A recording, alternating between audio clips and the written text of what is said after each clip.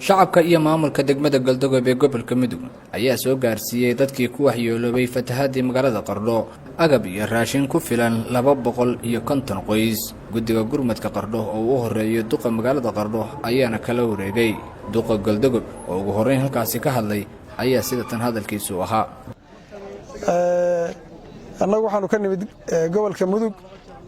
magaalada Galdogob baan hadda ka keenay gargaarkan yar oo aanu lahayn haddii alla idmo walaalaha dhibku gaaray aad la qaybsataan ummadda kale oo Soomaaliyeed ama Puntland waa hawshan ka qayb qaadanaysay qaybihii magaalooyinka kale ee gobolka Mudugna waa soo socdaan jidka ku soo jiraan sida Gaalkacyo iyo Xarfo Bursaalax marka waa ka tacsiyeynaa san sheegnay waana ka mahad celinaynaa dadka walaalaha ay soo gurmaday oo hawsha Qardho soo gurmaday Galdogob baan ka nimid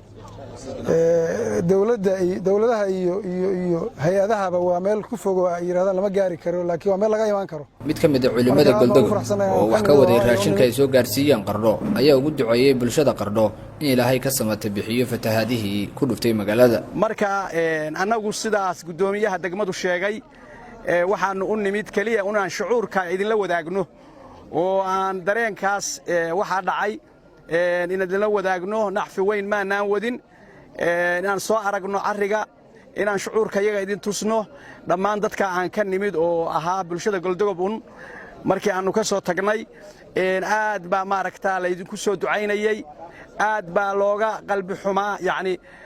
waxyaalihii meesha ka dhacay biyihii oo soconaya geed dekadi nin odayahoo ilmo yar la saaran sawirrada aad soo dhigteen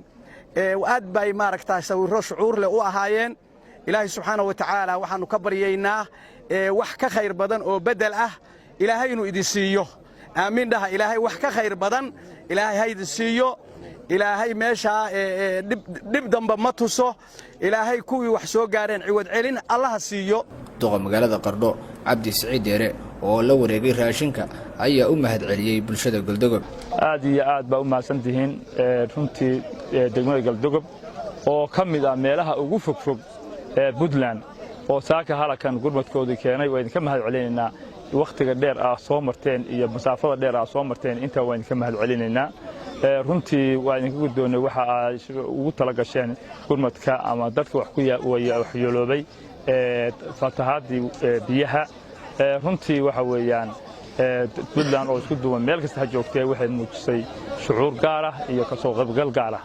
baan uga mahad celinaynaa dhammaantiin waxa si gaar ah uga sii maxay Galdogob oo runtii meesha ku taalaynu garanayno dhammaantii culimadii iyo maamulkii iyo khayrtii halka saaka wada joogan deeqda 250 qoysana la soo gaarsiisay insha Allah waa iga mahad celinaynaa intii la baxdayna waxaan rajaynaynaa insha Allah wax khayr Ilaahay inuu ugu bedelo inta loo wadana ay si loogu talagalay ay u gaarto hadii la yiraahdo. Sheekh Daad iyo wasiir xogeenka wasaaradda arrimaha gudaha oo ugu dambeyntii halka ka hadlay ayaa iyana sida tan uga hadlay deeqda Galdogob ka timid. Horta Galdogob waa dhuuxi Puntland waa dhuux tafsiirkaas waxaan rabaa inaan qaataan waa dhuuxi Puntland qofka noloshiisana waa dhuuxa Ilaahay waxaan u weydiinaynaa reer Galdogob mas'uuliyiintooda odayaashooda madaxdooda waxgaradkooda gabdhahooda caruurtooda Allah barakeeyo Ilaahay waxaan u weydiinaynaa sida ay noolan jirnaxeen Ilaahay waxaan u weydiinaa inuu khayr badan gacanta Allah u gasho waxaan leenahay reer Galdogob Allah in barakeeyo wax wanaagsan oo khayraad ka shaqeyseen dhibaatadii ka dhacday Qardho wixii abaartiin ahayd baad marteen waana filaankeed weeye wixii leeyna ka filayay insha Allah waxaan leenahay Allahna barakeeyo meesha ka soo saarteen wax ka khayr badan Allah inuu ku bedelo waxaan leenahay waaridkiin iyo dadkiini iyo xoolihiini iyo haweenkiini iyo dadkiina Allah inii barakeeyo biladana Allah inii kaga xijaabo waxaan leenahay dadku waa loogu tala galay waa gaarsiinaynaa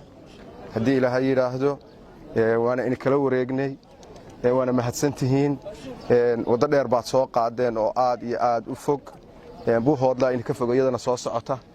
waxaan leenahay Puntland waxay muujisay walaaltinimo waxay shacabka reer Puntland gobol iyo degmo iyo tuulo wuxuu muujiyay walaaltinimada Qardho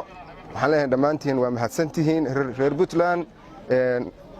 yacnihii lagama abaalgudi karo wanaaggu dadka muujiyeen. waxaan leenahay aad baa u mahadsantihiin waana dee indhaha ayaa dawladdu ku haysaa. magaalada Qardho ee xarunta gobolka Karkaar oo fatahaad ay ku nufteen 27kii bishii hore waxa ilaa iyo haatan soo gaaraya gargaar kala duwan oo ka imaanaya deegaanada Soomaalida. Cabdixakiin Xuseen Xasan Radio Daljir Qardho.